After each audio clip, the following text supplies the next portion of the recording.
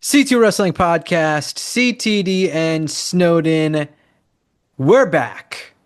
Wrestling has not gone anywhere. There's still plenty to talk about, but you, you need to be subscribed. If not, you're a coward and I don't respect you. We're on the road to WrestleMania. We are, I guess, also on the road to the Elimination Chamber, but we'll talk a mix of both. Because right now, normally things, no joke, should be hotter, and they are not. So, Monday Night Raw is a big topic of discussion. We need to fix Monday Night Raw, and we're going to get into it. What they can do, they can stop doing, what they've started and might be the reveal, or what they should have the reveal. You name it. All of that getting broken down right after we find out how Snowden's doing today. Snowden is doing just okay today. Another day in the life. Not a whole lot going on except this pod. Talk some shop, talk some wrestling, talk the good. We'll talk the bad today, I'm sure, as well. A lot to get into in this road to WrestleMania. It's an intriguing road this year around. I keep repeating myself, I guess, comparing it off the back of last year's WrestleMania. The road, the builds, they're always good enough. Last year's build was intriguing. We had a lot to look forward to. It's not until you get to the actual show itself that it's a bit of a letdown. This year, we're not quite there yet, and we still got the chamber in between. It's a few weeks out, but the build is not quite clicking for me yet. Obviously, Roman wins the Rumble. We're getting Roman Punk. They had one great promo. That's it so far. That's like the only true Mania build we have at all. We have some idea of things that are going to happen, things that are going to go down, but we're not quite there yet. Chamber coming up. Obviously, we'll get through that. We'll get a little bit more, but I feel like, off the back of Monday Night Raw, our Monday Night Raw review, or our Monday Night Raw slandering, if you didn't see it, go check that one out.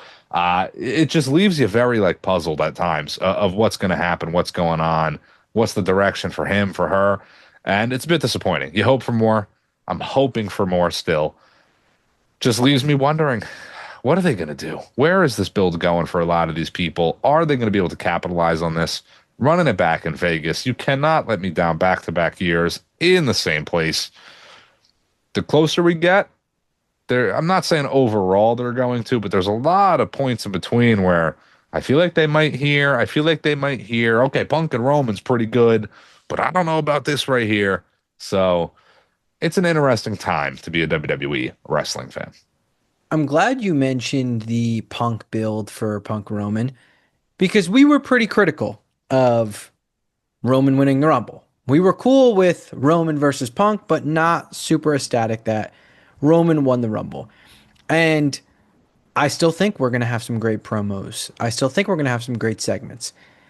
But this is the same as when Brock was heavily in the mix, or Cena or Rock, when they're heavily in the mix and you're working with part-timers. When you have them win a big match, you set them up in a big main event, and then they're not there. When the show is bad, it just makes it more glaring that we're in a spot where we could really use a segment or two with them. And we mentioned it right after Roman won. We figured he wasn't going to be on every week. But we talked about ways that he could have. We know Punk and Balor had a little bit of a story being built. Perfectly fine. Every time there's a Rumble winner, normally the champion is still finishing a feud with someone else. Kevin Owens and Cody Rhodes. That was still finishing when the Rumble was happening. That's not foreign. You could have easily had Roman Reigns still in the mix, do something, some sort of video packages, those pre-recordings that we've seen where it's Roman and Punk at the table, or Roman and Cody Rhodes when they're in Georgia Tech Stadium, Bobby Dodd, and they're doing that stuff, whatever. There's other ways to kind of incorporate it just to keep him and keep the show fresh. When he's not there and the show stinks, and he was your Rumble winner, to me, it just it's so much more glaring. If the show is good, You're not even thinking about it. It's not even a thought. But when the show is bad, it's like, well, I can't excuse that on top of it because this person would help a lot right now. Yeah, I mean, it's SmackDown. I feel like is a good example where a couple months ago, WrestlePalooza, all the way until Drew winning the title, that Cody Drew, the main title picture on SmackDown was kind of a snooze fest. But SmackDown was still smoking Raw because you have this U.S. Open Challenge. The tag division was hot at a lot of points. You're pushing guys like Carmelo Hayes. We're getting TV time for a lot of these names we want to see, and SmackDown continues to be pretty hot in a lot of ways.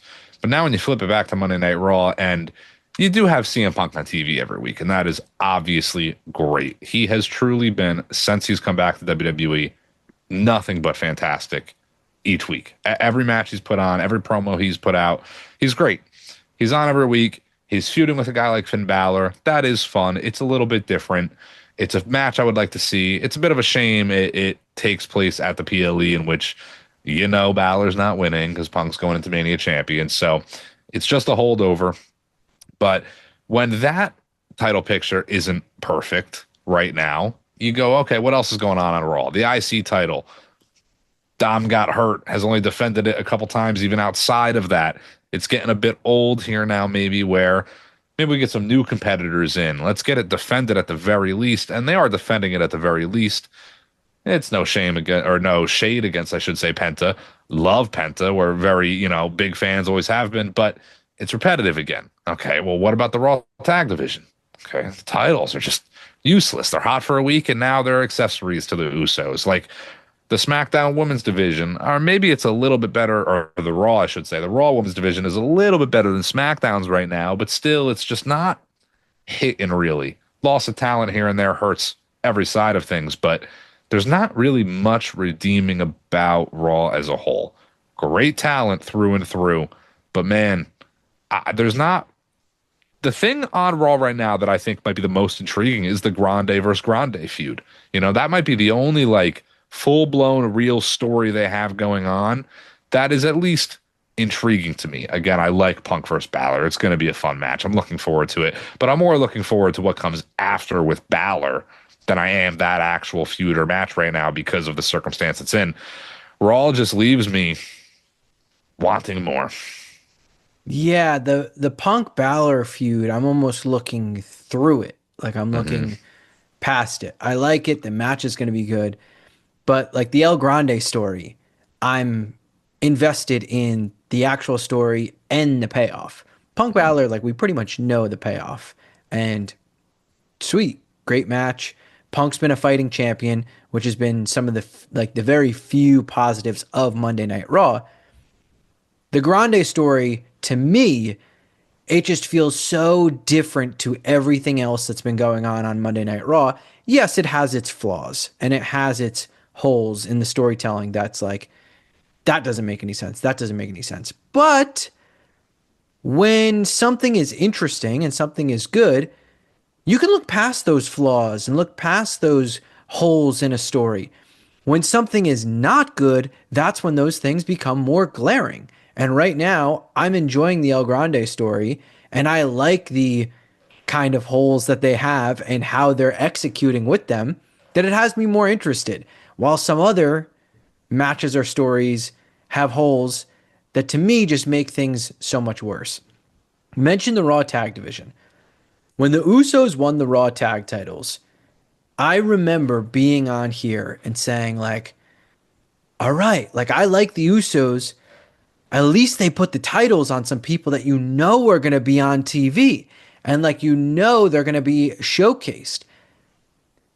We're going on easily well over a year that these Raw tag titles have just not been given anything. The SmackDown tag titles, don't get me wrong, they're not amazing right now. I'm not going to sit here and act like the SmackDown tag division is being booked like the greatest thing ever. But I do at least have somewhat recent history that tells me that it has been good. I look back at SummerSlam, around Clash in Paris. You keep rewinding it, all of the Mania build, that Mania week. For months upon months, it was really good. Raw's tag division has never had sustained success with the booking, with the interest level, with the care from WWE. And it is by no means because of a lack of talent. Because even when you go through the division, there's even more tag teams than you think about that are interesting that could be in the mix. Ryo and Bravo right now, they have a match last week against Javon Evans and OG El Grande. And yes, Javon and OG won. Expected. But it was still a fun match. And it was still man, this is another tag team that could easily just be in a match where not every match has to be in a more contenders. Not every match has to be a blood feud or there is some insane payoff.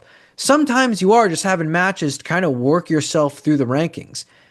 A Rio Bravo versus War Raiders match for 12 minutes can serve a purpose when 3 weeks from then the War Raiders get a tag title shot. Or 3, 4 weeks from then, Rio and Bravo have found themselves in a tag title #1 contenders match. Instead of just randomly having, okay, here's a #1 contenders match. These people are on, they're wrestling. That's just one of the very glaring things that just irks me. There's no lack of talent on Raw. There's no lack of talent anywhere in WWE, but there's definitely no lack of talent on Raw. And Raw, like their tag division, I will harp on it the most. We'll talk about the Intercontinental title in a second. Their tag division is so unique to me, and they just don't care. Yeah, I mean, you track back to the Usos. They won the belts. I believe it might have been the week prior to them winning, whatever. They were in the ring with the Usos, or I'm sorry, the Usos were in the ring with the New Day. Where's the New Day even been? Have they even had a promo, been on TV in the last couple weeks?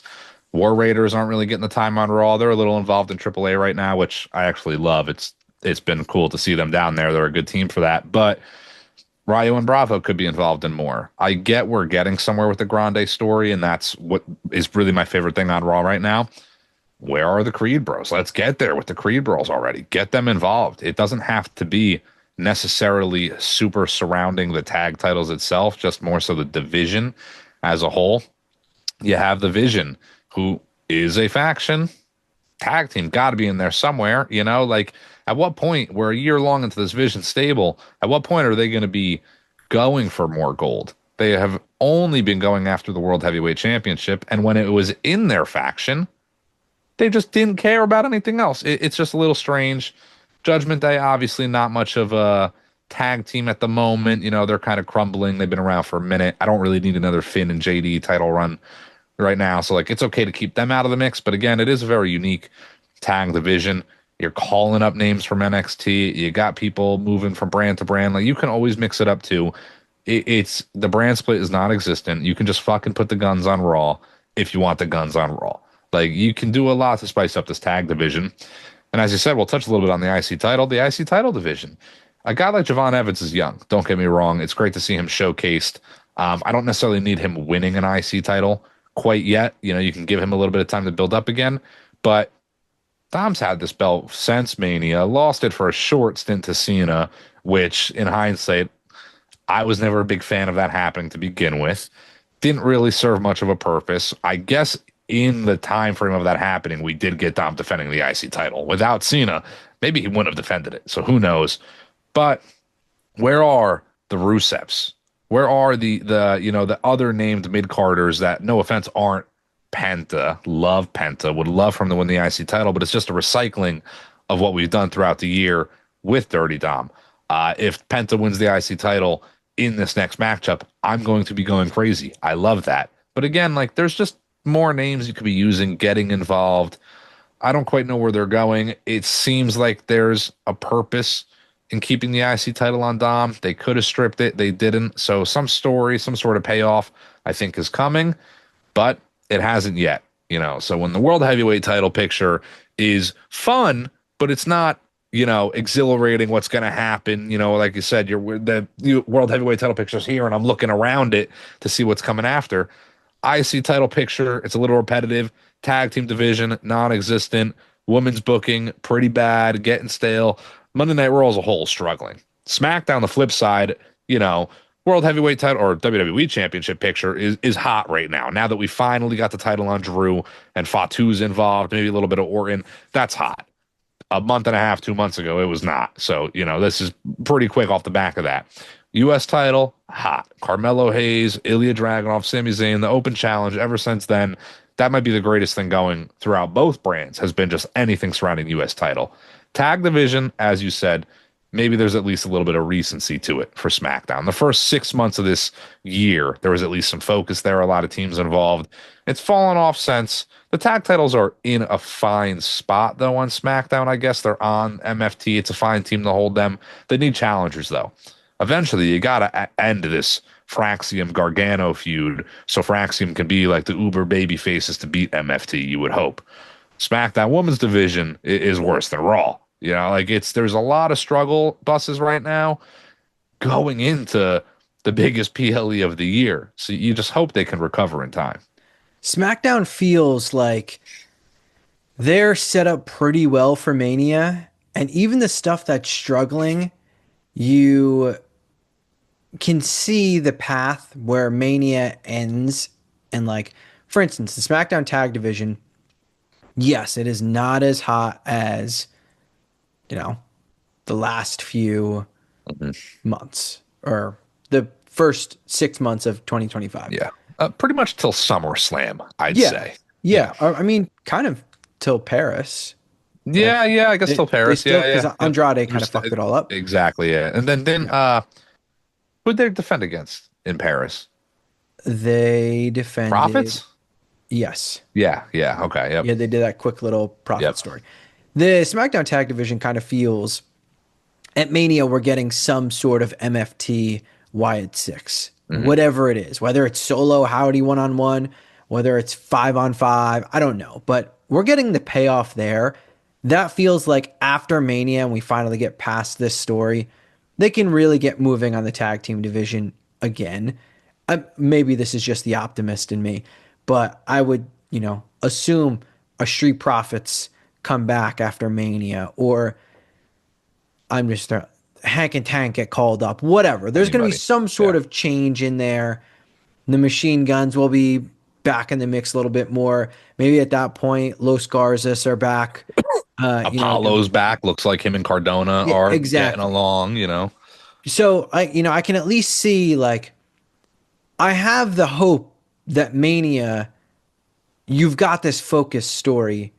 After it, there's some light at the end of the tunnel. I pulled up the Raw roster just to focus on the Raw tag division. I'm going to run through. So you have the Alpha Academy. You have the Vision. Any iteration that you want there. You have the Creed Bros. You have the LWO. If you wanted to, Dragon Lee is semi with Ray, semi with Penta. Also kind of a part of the LWO. Yeah. But a easy, quick makeshift tag team if you needed another number that people wouldn't be like, what the fuck is this pairing? Then you still have the Judgment Day in some aspect. You have the War Raiders, which I may have mentioned. I think I may have said them already. Maybe. Did you? I don't know. I was No, counting, but I didn't. Okay. I didn't. Then you have the Usos. Tag team champions. Yep. You have the New Day. And you have Ryan Bravo. And I think I may have missed one more, but at the very least, what is that? Like 9 seven teams. tag teams? That's like 9 teams? teams. Like, Yeah. I mean, that is 9 teams. Yeah. plenty. And that's actual teams. Yeah. Like, that's not even Makeshift and Dragon that's not Lee even and Styles and Dragon Yeah, Lee. Exactly. Like, you have the names. So I gotta I said- add real quick. They're crossing over AAA and shit left and right too. Like, I'm not saying AAA teams are more likely to become WWE champions rather than vice versa, but holy shit, you need to fill a week or two, get a feud for a guy, bring in, Pagano and Psycho Clown or something. Like, you can make it work. you did it on SmackDown. Yeah, exactly. Yep. So the reason I bring this all up is I said, we talked about a little bit of kind of fixing the Mania build. I would have to assume the Usos Mania match is the Vision. And Yeah. right now, obviously something could pop up. Right now, if you had to bet, that's the most likely bet. Say, you can say it's out of left field, you could say it's super unlikely, but I still think getting to the Usos, Hardys, New Day triple threat tag match is like the true this Raw tag team titles means something and this division's immediately spiced up. Obviously, the Hardys being involved is going to be massive. They came back to NXT and that was big, but they haven't really been back to the main roster. And I saw Matt Hardy talking about how they're constantly in talk with WWE, and obviously WWE and TNA have a great relationship. It's a match where the Usos might even retain, Mhm. and I'm okay with it. It's just that spicing up, or maybe you get that fourth tag team and it is division, and it's the Usos, division, the New Day, and the Hardys, and it's a four-way tag Ladder match. TLC or a Yeah. four-way ladder match, whatever. You could start that build right after Elimination Chamber. You've got a month of that build very easily, and then on Raw, you're having matches of, all right, I don't expect the Hardys to wrestle on Raw, but they might fucking wrestle on Raw. Mhm. Or they might, be saved and they're building towards there's going to be a fourth team. I haven't signed a team yet, but there's going to be a fourth team in the match. I don't know. And they're a surprise at Mania. And all of a sudden, we're building towards that surprise and we get this big payoff of their return again at WrestleMania, whatever. That instantly boosts the Raw tag titles going into WrestleMania and then at WrestleMania. But then right after WrestleMania is when you need either a big title change where a brand new team takes the titles, where it's their completely fresh, say it's a Creed Bros, whatever, Mhm. or some sort of shake up, whatever, and they've got new teams in the mix, and all of a sudden it's the Motor City Machine Guns against the Usos or something. That to me is like perfect world. We're working on a short time frame. How do we spice up this tag division? How do we make their Mania match interesting? That's the money there. You got to get the Hardys back. Yeah, getting the Hardys back, I think, is big. I think you got to spice up the tag division in a lot of ways. Like honestly, I think I'm kind of over the New Day heel run. I think just turning them back babyface it would help the New Day a lot. It would make them a little bit more prominent. I don't think they've ever really had like the grit they had as baby faces, as weirdly as that sounds. Obviously, a lack of Big E makes a whole difference to that stable, but just babyface New Day is like that's the tag team of an era. The Usos are the tag team of that era as well. And then you got the Hardys and that triple threat. Like that is kind of a battle of the eras in a lot of ways. You need a moment for WrestleMania as well. Getting the Hardys there, it's on the table. You can't say no to it. I do think they're going Usos versus Vision. I think that is the match.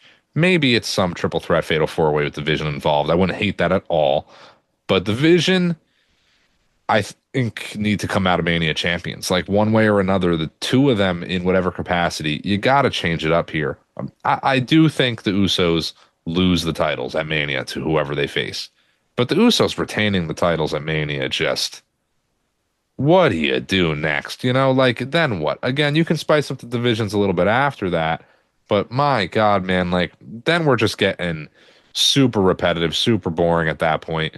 Who's going to be the contenders to take the belts off for them? You're booking the Vision again for a year for them to never win anything. Like it's not this strong stable you play it out to be. The Raw Tag Division definitely needs help. PLE is like Mania again. We've beaten a dead horse here, saying how this is probably like a 14 match PLE card, considering it's two nights. Both tag titles make the show, probably. You would like to say for WrestleMania, but there is a world where one of the tag titles don't. I would like to say this year it's SmackDown in the idea that the belts might not be defended, but we get a 5-on-5 something matchup. That has potential. Usos are the Usos. They're not the champions going into Mania season for no reason. They're going to be on the card. They're going to have a match. Just a matter of versus who. It's a matter of versus who for a lot of people. I'm going to use this to transition a little bit to, a similar topic because it's about a championship. but it's about the women's championship over on SmackDown. And more particularly, it's about the lack of Bianca Belair.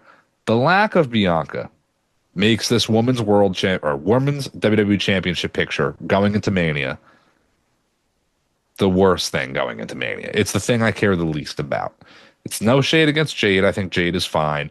There's some talent on SmackDown, but there's not anybody built up enough or with enough credibility that you can really get there without disrupting another feud. You know, Charlotte is the obvious name that comes to mind if Bianca can't go. But again, if you're disrupting Alexa and Charlotte, maybe you make it a triple threat. Like, it can work in a lot of ways, but it doesn't feel as organic.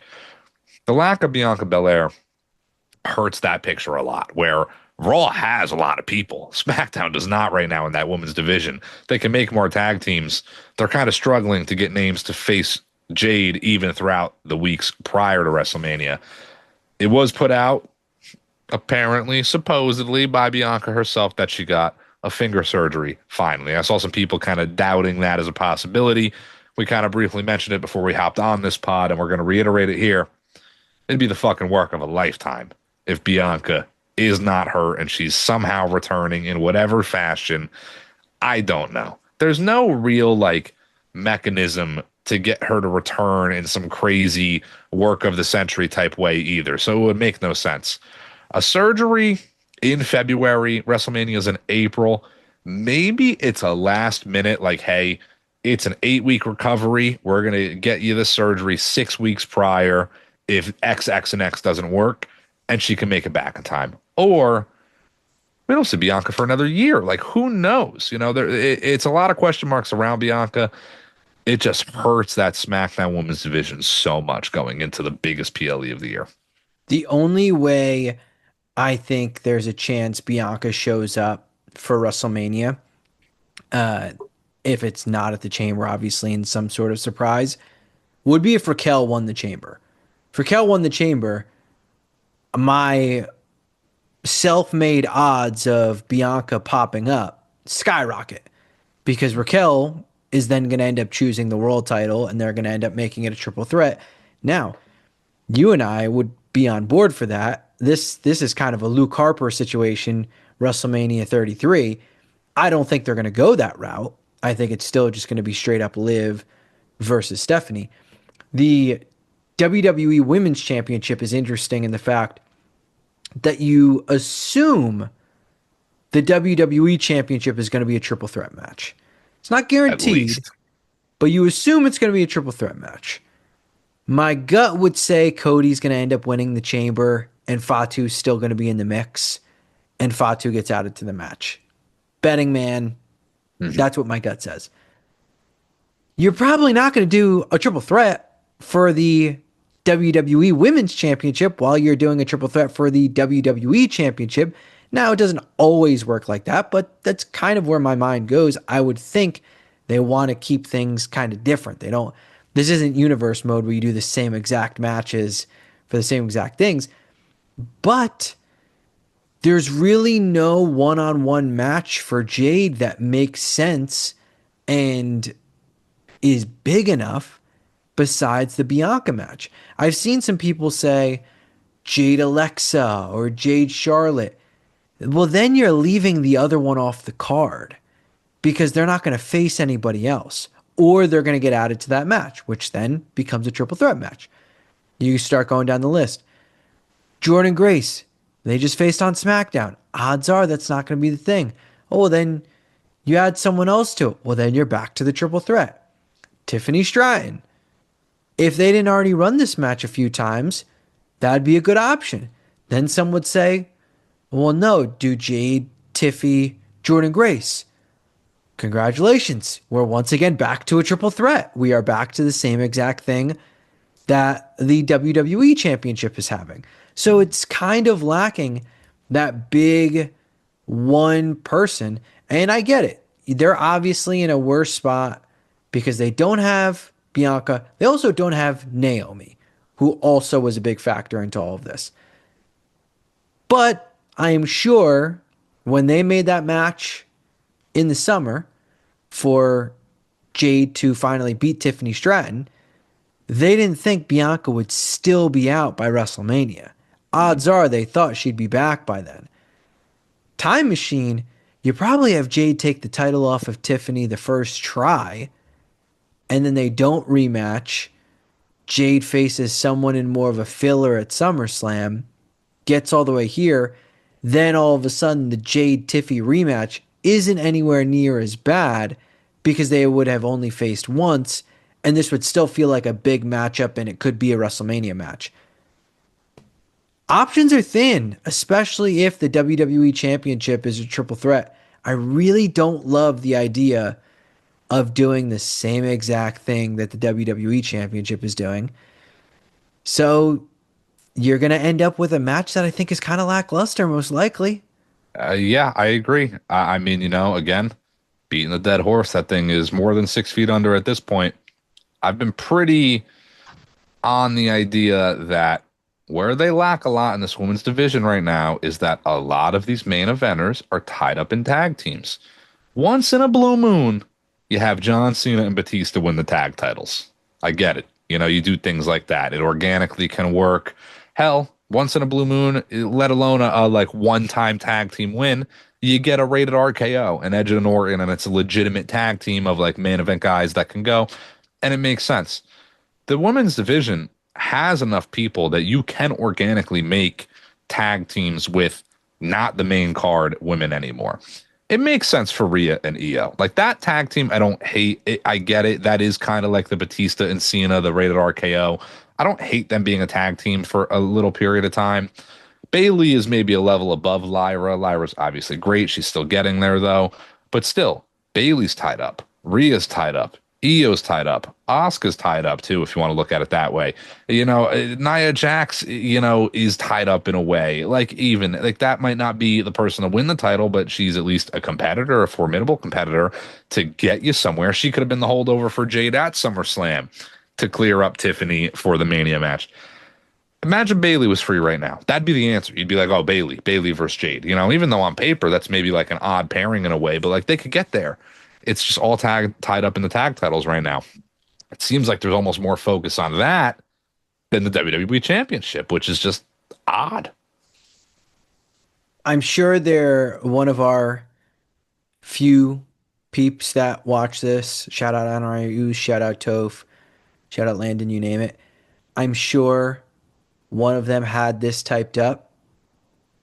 Hopefully they didn't comment this.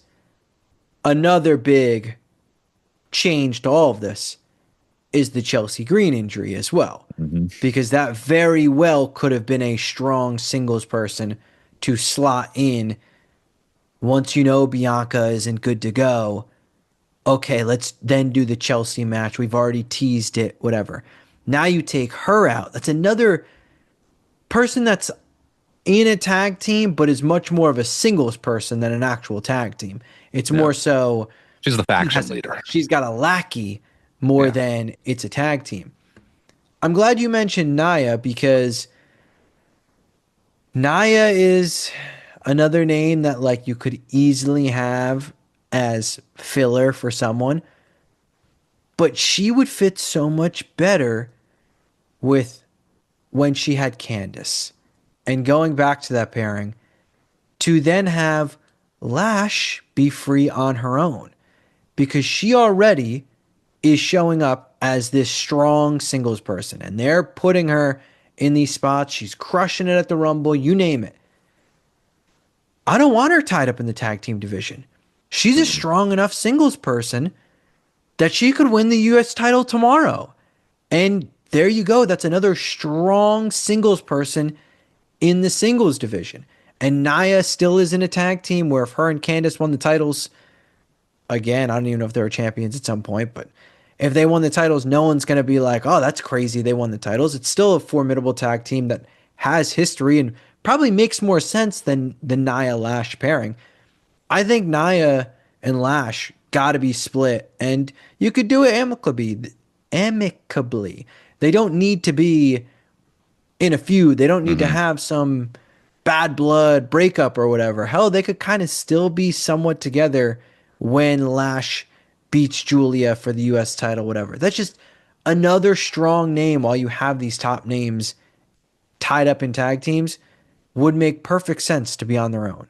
Yeah, I mean, if you took that U.S. title off Julia too, you have another tag team in Julia and Kiana. You know, Kiana's, I guess, a little bit of the mouthpiece, the manager in a way, but she wrestles, she gets in the ring. They're kind of a tag team. I'm not crazy about the pairing. It doesn't really line up to me, but you have a tag team there at least. I understand Julia is maybe also a level above that herself and should probably be a single star, but it could work. It's very intriguing, you know. Again, I'm kind of over the main eventers being in all these tag teams. I hope post Mania, well, I do believe leading into Mania, we'll get Rhea versus Io, you know, probably a match somewhere. And then they won't be a tag team anymore after that. Bailey and Lyra, I want to highlight for a minute where, okay, there was like this tension. You know, Lyra wins the tag titles with Becky instead. And then Bailey comes back and they're like kind of feuding, but they're kind of not feuding. And now they have this like love hate relationship. And now it seems like it's turned into like, they're buddies and they're best friends and they are tagging together. And Bailey's like double personality thing has kind of gone away. Give them the tag titles then or something. Like, what are we doing with them? Like, that is maybe your most organic tag team right now is maybe Lyra and Bailey. They might get snubbed at WrestleMania. If it's not like a four-way for the tag titles or something, they might not make the cut this time around. I really don't know. But it again, you just need to maybe shake it up a little bit. We are so big on a draft, obviously. We talk about that all the time. A draft before this Mania would have done wonders. A draft after this Mania would do wonders. So I do hope one is coming, at least post WrestleMania. The women's division as a whole, both brands, might have been where you could have used a shakeup the most. The injuries don't help. Obviously, Bianca, Naomi gets pregnant. Even losing a Piper Niven's been out for a while. There's a tag team right there. We just mentioned Chelsea's kind of the faction leader. You know, you got Alba Fire and Piper could have been a great tag team. People love that faction as a whole. You know, they add to the whole Chelsea gimmick. So that could have been a great idea. Have Chelsea as U.S. champ and their tag champs behind her. That could have been good TV for a bit, but you lose that chance. You got to make things work. It's not quite working. You know, at a point, how long until you go, okay, this hasn't worked for a month, 2 months, 3 months, 4 months. What do we do here? How do we change this up? A lot of talent still down in NXT. You got Sol Ruka, you got Zarya, you got Blake Monroe. You got three names off the top of my head that are ready to be up today. Jordan Grace just comes up. Obviously, she's a fresh name to the main roster. Holdover feud with Jade doesn't do a whole lot for me. I think, if anything, it almost hurts the Jordan stock a little bit to have her kind of be that holdover, but there's nobody else. It's a holdover already with Jordan, but I would have been tuned out if it was Jade versus Mishin or somebody instead. Like, no shade on her. I think she's fine herself, but they're just out of options right now. So we briefly came up with some ideas for the Raw Tag Division. Let's talk the SmackDown Women's Division, the WWE Women's Championship. What do you do for WrestleMania? What is the route then that somewhat freshens things up and has things interesting for WrestleMania? If there is no Bianca, there is no Chelsea Green, and obviously there's no Naomi, what do you do? It's interesting. I do think when you look at the Raw side of things, it's Stephanie versus Liv or Stephanie versus Liv versus Raquel. Roxanne kind of on the outside. Roxanne helps Raquel win, maybe. I don't really know. I don't know what the outcome of that would be, but some iteration of those three. I don't think Roxanne gets in the match herself, but she'll be involved. SmackDown, I think without Bianca and without Naomi, you really have booked yourself into a corner where you almost have to incorporate the Charlotte Alexa feud with Jade one way or another. Charlotte wins the chamber, and you know Alexa gets jealous, and the tension there of their friendship, you know, starts to happen, and you draw it out. I get it's the same thing as the men's championship, triple threat at WrestleMania for the title. At least it's a PLE that's 2 nights, so you can counteract the nights a little bit. But I also don't like it being the same thing. It also feels forced. It doesn't feel organic. I'm not crazy on the whole Charlotte Alexa thing from the beginning. It hasn't really, you know, done it for me, but them one-on-one makes more sense than it really being for the championship at this point in time.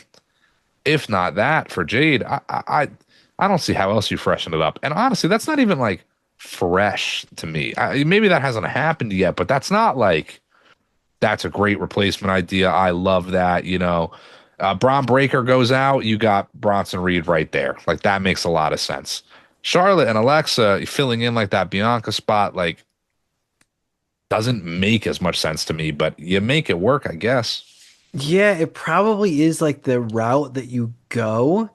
You Uh, have to. What else? yeah, I have one other option that I'll get to in a second, but I would much rather it be a one-on-one match, but you start going through the list and not all of these women are going to be off WrestleMania. You know, if you can't think it's going to be a one-on-one match with say Alexa versus Jade. You're not leaving Charlotte off the card. You know, Charlotte's going to be on the card. She's going to have a match.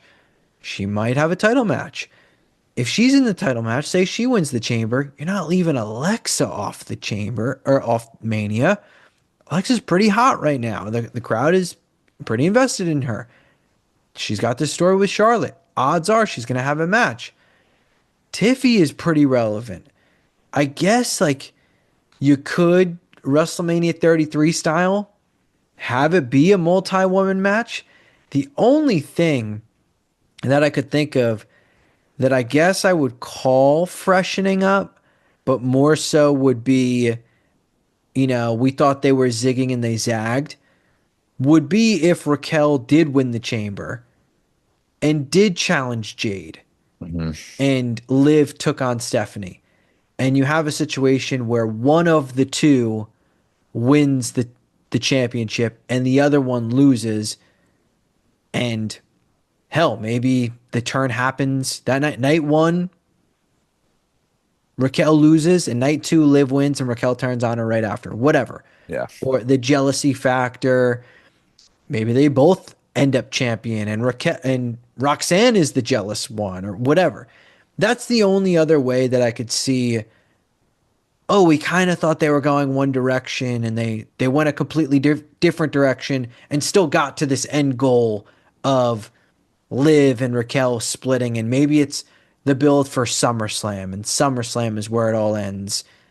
The jealousy builds, whatever. That's the only other way I could think of freshening things up to where it would be a singles match.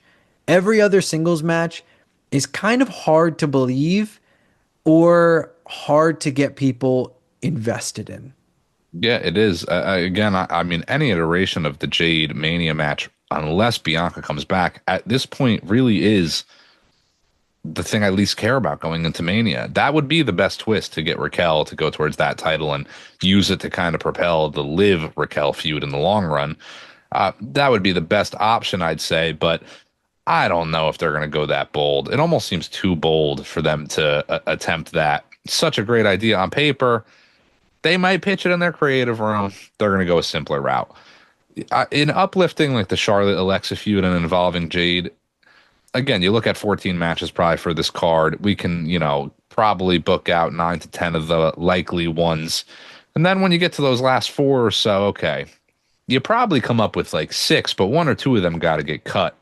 Charlotte Alexa one-on-one probably makes the Mania card, but if you can merge it with Jade's match and free up another match slot, that might be the option here, just considering all factors. Maybe that helps you get something else on the card in the very least. It's just the booking is weak right now. I almost said division, but the division is not weak. There's a lot of talent on both sides. Again, a brand split doesn't really exist, so it really doesn't matter. You could get one of the Raw women to go over to if you had to, but the booking is bad. Both sides, it's a little bit better on Raw. I don't foresee how they book out the rest of this SmackDown Women's title picture, I should say, and get me to care about it. You bring up Tiffany too. We both brought up Tiffany. She could find herself in the match, and it's a fatal four-way. It's whatever. It's this. I think Tiffany's a little bit more lined up for a Julia match, U.S. title. Makes a lot of sense. Get Tiffany to turn heel maybe somewhere down the line. But again, it does both good talent. Does Tiffany, Julia make the card? Does that make the cut over any other match? It depends on what matches we're looking at. I got something that maybe does something for you.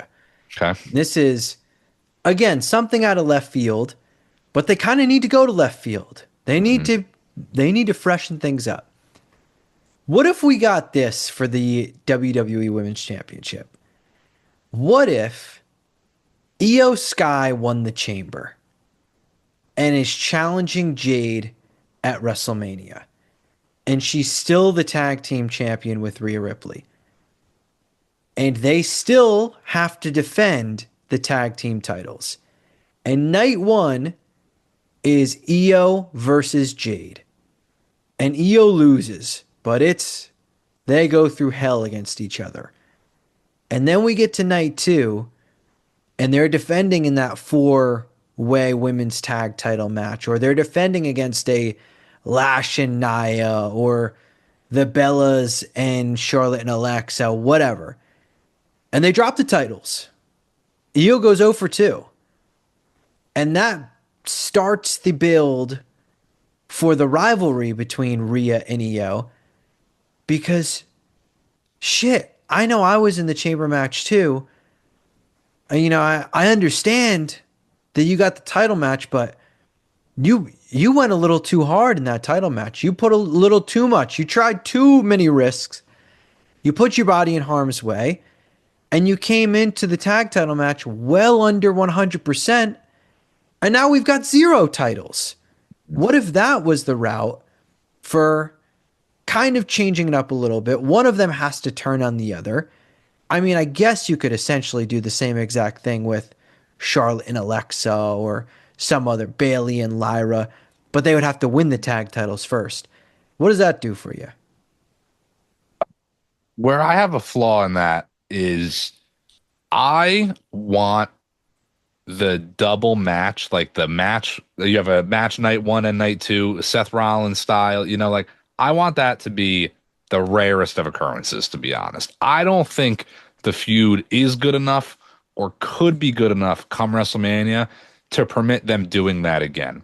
WrestleMania 40, I said Seth, didn't I? No, Seth did go twice. Oh, yeah, Yeah. Seth, Cody going twice. Like it made sense. Those storylines made a lot of sense. It intertwined. It's like years of storytelling that made sense to do that. I don't think they need to do that again yet. Once you kind of do that, if you have Io and Rhea wrestle twice at WrestleMania 42, you just can't do it at 43 for anybody then. So is it really worth pulling that trigger? If you have to, maybe it might be a pull in case of emergency situation because again, the divisions are pretty bad. The women's division, as I talk, filming this, recording this on a Tuesday, I put NXT on in the background and Lola Vice's screen was lighting me up. There's a lot of talent that has been around for a minute. Kalani Jordan just came out, and I didn't really think of her quite before, but like that's a name that's been around for a minute. Like, can you bring her up already and just even if she fills in the mid card title slot, then you have a Julia free somewhere, or you have Chelsea's at a little bit of a higher level again. It seems like they have the talent. It's just not really being utilized right with a lot of the women. Again, repeating again, the injuries, the pregnancies, a lot of this hurts the women's division, but back to your original idea, I don't hate it. I do think that is better than like uprooting Charlotte and Alexa again and getting them involved. But I just don't know if I'm bought into that. I don't like the idea of them pulling the trigger on the matches each night. Yeah, I'm just trying to think of anything that freshens it, is believable for Jade. I think they're going to end up doing Charlotte, Alexa, Jade, which just really doesn't do it for me, especially because Charlotte and Jade is a top tier match. And hell, they could end up having that be the match. But you do it when like Charlotte's pretty knee deep in this Alexa story. It kind of takes away from it at the same time as well. So like that doesn't really do it for me. And I don't know. Some matches though, you do have to look at. You don't want to be a Cody Randy situation where you just keep waiting for this perfect time. And you keep waiting and you keep waiting and you want to do this and then you'll get to it, whatever. And then time kind of passes you by and you never pulled the trigger at the right moment. That could be a situation with a Jade Charlotte where we never get that matchup at the right time. But again, it's just kind of a tough spot. Like I kind of feel bad for Jade that she obviously wins the title. She gets this big moment. There's no one really freed up at the time that she wins it. then you kind of make even more people locked into tag teams and locked into other stories. And it seems like you banked on certain things going a certain way and they didn't. And now you're just in a spot where, yeah, you can sell it as this is relevant and Jade is the sell and whatnot, but you're only as good as your dance partner. So it hindsight's 2020 with a lot of this stuff. It seems like a lot of the eggs, if not all the eggs, are in the Bianca basket, and they have been for maybe a little bit too long. I guess on paper, a finger injury seems easier to come back from than perhaps it is in her situation, but it seems like they really were hoping for that. I mean, again, you go back and you watch C2 from, 8, 9, 10 months ago. We're saying pull the trigger. Naomi, Bianca, Jade, triple threat, WrestleMania. Let's see how the card shapes out. But that very well could main event night one if that happens. And slowly but surely, that's not happening. Naomi goes out. Okay, Jade, Bianca, one-on-one. Maybe Naomi comes back down the line and they run it back. That's still a match that will happen one day. I'm pretty confident. But it seems like the shape up was for this Mania. And without it, there maybe wasn't a real plan B. Usually there's a backup plan. Usually things come to fruition and they're sensible. You can make sense out of it. There's not a lot right now that I can make sense out of for Jade. They're not going to keep the championship off the card. Jade's going to be on the card. Could they just give Jade somebody like, is this going to be like it wasn't for a championship, but is this like Brock Omos at WrestleMania? Do they just feed somebody to the Jade and she almost just crushes the shit out of somebody? And it just, I get it's WrestleMania, but it builds her up a little bit again, I suppose, to make her seem stronger for the eventual Bianca. It doesn't do it for me at all. But The problem is you then have to have Raquel win the chamber and go triple threat for the world title, even though you've sold yeah, the elimination you're chamber not going to as, have Jade crush whoever wins the chamber. yeah, you have already said the chamber winner goes for the WWE championship. Obviously that can change, Hmm. but that's the only route. Any other chamber winner that isn't Raquel going for the world title isn't getting their boots smoked by Jade.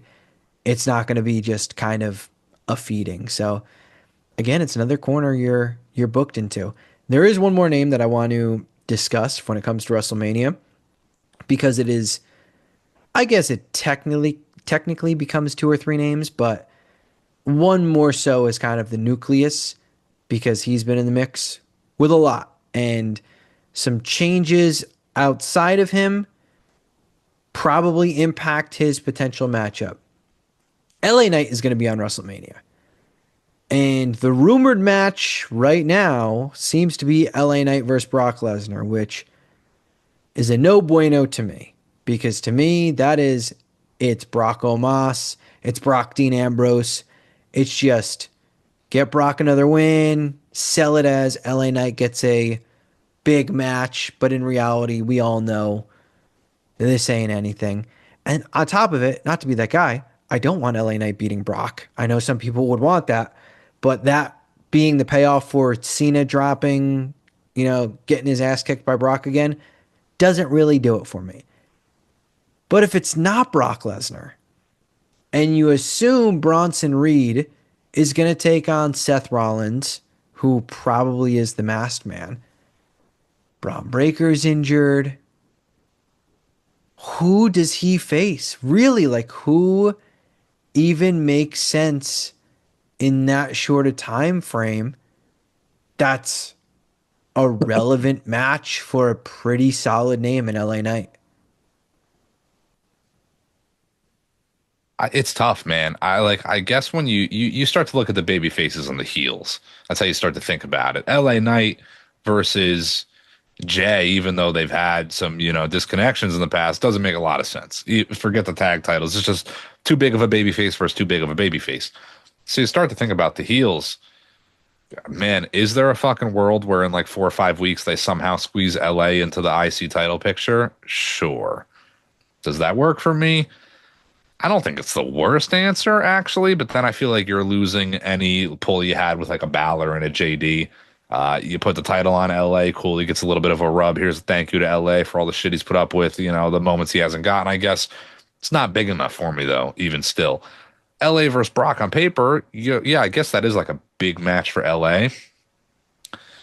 It's almost like opposing styles, I guess. I don't know what it is. It just doesn't itch it for me. LA versus Brock, maybe at some other PLE is fine, but it just doesn't do it for me, especially at Mania. It's tough to really pinpoint LA and who he would take on. There's not a lot of heels outside of the vision right now that are really in like that main picture. Gunther obviously stands out, but he's got some other shit going on. I don't think Gunther's taking on LA at WrestleMania. The closer we get, the more I am starting to believe we are going to get LA and Brock. It more leaves me to then ask, if that happens, who does Oba get? I almost more so then care more about Oba's competitor than I do LA's at that point. LA versus Brock, it doesn't matter who wins or loses. It does nothing for me either way. LA gets a big win over Brock, cool. I don't think they're going to put the title on LA in the next month or two, though, anyways. So what does it really do? Brock needs to continue a little bit of a win streak in a way before he's said and done. If Brock's going to take an L before his retirement or in his retirement match, it's to Gunther, it's to Braun Breaker, it's to Oba, and that's probably it. I don't think Brock should take another loss to anybody, maybe for the rest of his career, as crazy as it sounds to say that. It just leaves LA in a very interesting spot. I'm at a loss with LA. There's really not that many options. A lot of people are tied up, and then on top of it, a lot of people I don't want to be left off. No offense to LA, I don't want him to be left off either. But if it's him or Oba, I'm picking Oba. I want Oba on the card. Is Oba versus Rusev a Mania match? I don't see it. Like I love Rusev. The guy hasn't been on in months. You're telling me they're gonna not even have him in the Rumble? He just randomly pops up with a Happy Rusev Day shirt, and then all of a sudden he's at Mania. I mean, unless they want Oba to just straight up squash him at WrestleMania and it's a 30-second match, I guess. But again, it kind of is hard to believe. If you told me Penta beat Dom for the Intercontinental title on Raw the week after the chamber, or the 2 nights after the chamber, and LA faced Penta for the IC title, if you ask me if I'd be shocked, no. But again, it just like I don't see it, and it really doesn't make sense. You're in a weird spot with LA that he's too big for mid-card titles right now, but he's not in the world title conversation. Mm-hmm. You know, I've seen some people fantasy book that he's going to win the chamber and face Drew, and you do Cody versus Fatu at Mania. I mean, look, it's not impossible. I'm not going to sit here and say there's no way that happens, but I would be more on the surprise side. Hey, it's not hell. It could become a fatal four way, and LA's the guy in the fatal four way, Yeah. and you still have Orton versus Alistair. But then that really just kind of slides in the Orton aspect where, no offense to LA, but you're going to give LA that spot over Orton in the fatal four way, or Mm-hmm. you're going to have LA face Drew one-on-one while Orton takes on Alistair and Cody takes on Fatu. And then on top of all of it, you got to think about what main events night one. Love LA and Drew. I'd be like flabbergasted if that main evented WrestleMania night one. Mm-hmm. Unless Yeah. Brock faces Oba and they throw that in there, which again, I doubt. Maybe Gunther, Rey Mysterio, and Rey retires, as people may not think on paper that's that big. I could see that being the main event of night one. Agreed. That's maybe a route if LA were to face Drew. But again, this is all like, you move one piece with LA and you're moving 5 others to kind of get his to fit. When in reality, you can move almost no pieces, and then you're stuck with this really great piece in LA that doesn't have that connecting piece. Yeah, I think part of the problem with like LA taking on Drew one-on-one would be then you're looking at LA Drew, Cody Fatu, Orton Alistair, Oba Brock, 4 singles matches already. That kind of like, again, when now we're counting 10 other matches, six at least of them probably go to women. Like, you only got maybe four other men's matches, tag titles here, tag titles. That's all the singles matches, probably. So that really kind of books out the show. And there's a lot of other stuff going on as well. So I don't know. Um, it's interesting because as much as I'm over like the LA Vision feud, if LA and Logan Paul didn't go already, that would be the match probably. Being that they've already been there, done that, I don't really need to see that again. LA versus Theory one on one, it seems like whatever side of the Vision is maybe more fit for a tag title match. Or again, I really think we're gonna get like a six man. Dragon Lee, LA, Penta versus the Vision in whatever capacity. It's better than LA getting snubbed from the card, I suppose. It's better than Penta and a lot of these names getting snubbed, I suppose. But it again just doesn't really quite do it for me.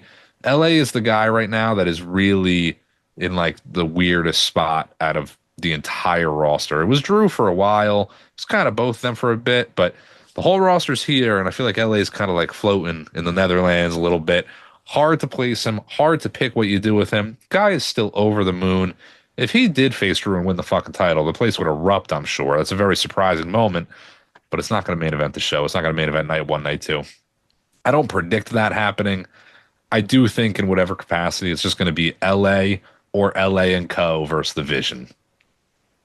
The more we kind of talked about it, the more I think the odds of him facing Brock are pretty high. Yeah, I think And I that's hate raised it, a lot. Yeah, but it, maybe we get that, if we think there's going to be 15 matches, there's 16, and it's Oba Rusev, but that match isn't going to be long. Like maybe that's what ends up happening.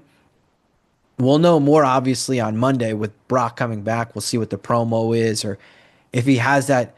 If him and Oba stare down, then odds are it's Brock versus Oba. There's just not that many other routes for him. And you were just listing off if he were to get the one-on-one match against Drew. You listed off those matches. You didn't even get to Gunther's going to have a match. Bronson Reed is probably going to face Rollins. And then your title matches. Trick Sammy might even be a Mania match. Penta's probably on the card. Like, there's a lot of names. Hell, El Grande versus El Grande might be a Mania match. Mask versus should be a Mask. It Mania should match. be a Mania match. Like, there's just a lot going on. And I don't think he's going to be snubbed. And I don't think he should be snubbed. But options are thin for LA Knight. Options are thin for LA Knight. The options are thin for a lot of the roster. I wouldn't say the options are as thin for the people that are watching this video, watching C2 Wrestling, because there's only one button to click right below this video, and it says subscribe. So go ahead, click that button. Stay tuned in to all things C2 Wrestling. It's still road to WrestleMania. Again, things are a little bleak right now. I have hope. I'm a WWE guy. It's going to get better. We'll all be okay in the long run. Stay tuned in. If you got anything to add, feel free. C2 Wrestling. No.